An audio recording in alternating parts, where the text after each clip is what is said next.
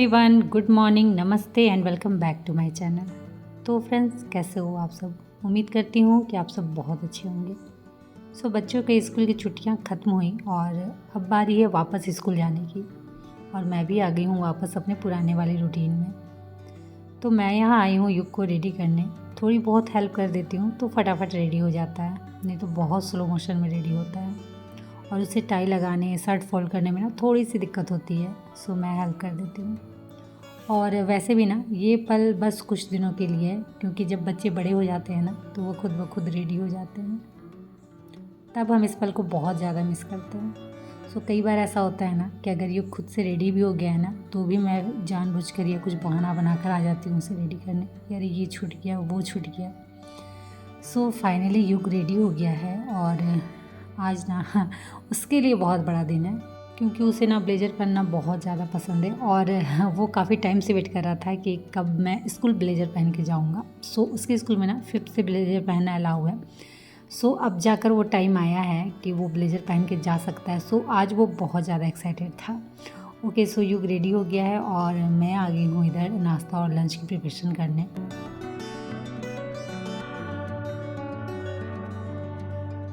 वैसे बच्चों के स्कूल जाने से ना एक बहुत अच्छी चीज़ होती है कि जो मॉर्निंग के काम है ना बहुत फटाफट होते हैं।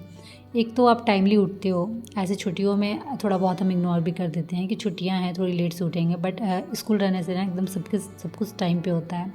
मतलब टाइमली उठ जाना मॉर्निंग में जल्दी, जो कि सबसे अच्छी चीज़ होती है।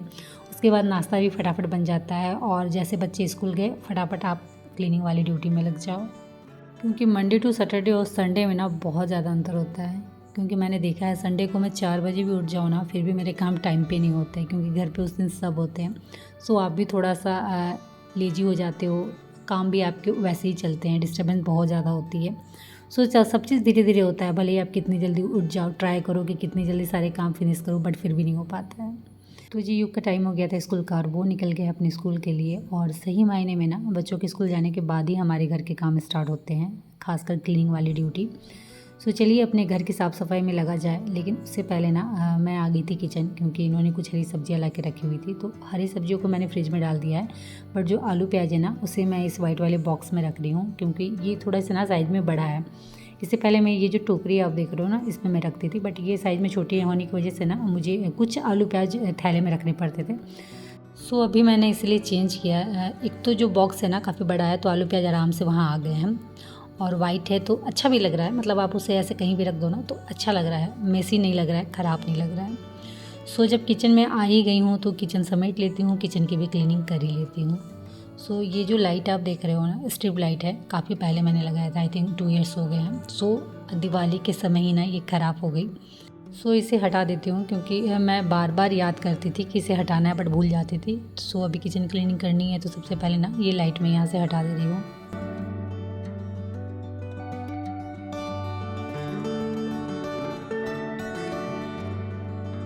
और उसके बाद ना आप धीरे धीरे सारे सामान को समेटती हूँ, क्योंकि मॉर्निंग में बहुत ज़्यादा हड़बड़ाहट रहती है। और कई बार ऐसा होता है ना कि जब भी हम कोई कंटेनर निकालते हैं, कोई सामान निकालते हैं ना, तो वो फिर काउंटर टॉप में ही छोड़ देते हैं।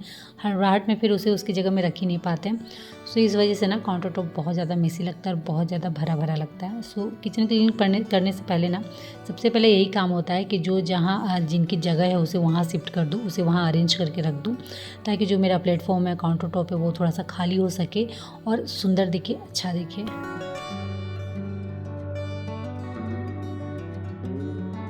कई बार ना किचन से रिलेटेड मुझे कई कमेंट आए हैं कि आपका घर बहुत बड़ा है तो किचन भी बड़ा होना चाहिए। बट मैं सच बोलूँ, किचन छोटा है ना वही मेरे लिए बहुत अच्छा है, क्योंकि सही मायने में ना घर बड़ा हो छोटा हो, किचन बड़ा हो छोटा हो, वो मायने नहीं रखता।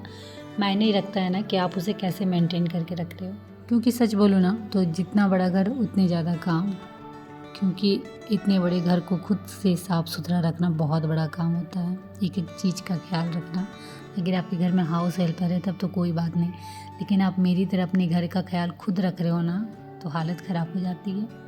और रही बात किचन की, तो किचन भले ही छोटी है, लेकिन जब भी मैं डीप क्लीनिंग करती हूँ ना तो समझ में आता है कि किचन छोटी ही अच्छी है।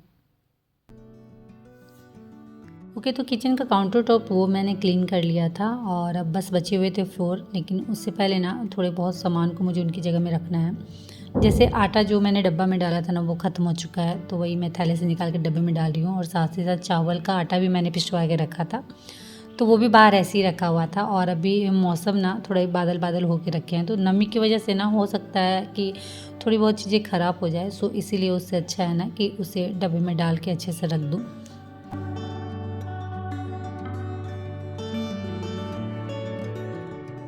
तो यहाँ का काम डन हुआ, तो अब ये जो थैले प्लास्टिक पड़ी हुई है ना, इन्हें यहाँ से हटा लेती हूँ क्योंकि फ्लोर क्लीन करना है। लेकिन उससे पहले ना घर के बाकी हिस्सों में भी थोड़ी बहुत क्लीनिंग करनी है, तो चलिए फटाफट उसे कर लेते हैं।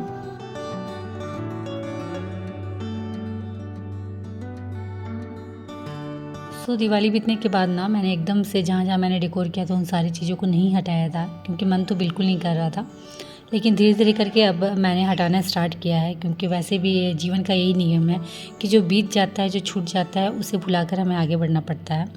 तो चलिए जितने भी फूल मालाएँ जो मैंने आर्टिफिशियल फूल मालाएँ जहाँ जहाँ डेकोर की थी ना, उसे हटा लेते हैं और इसे अच्छे से थैले में रख देंगे, ताकि नेक्स्ट ईयर फिर इसका यूज हो सके।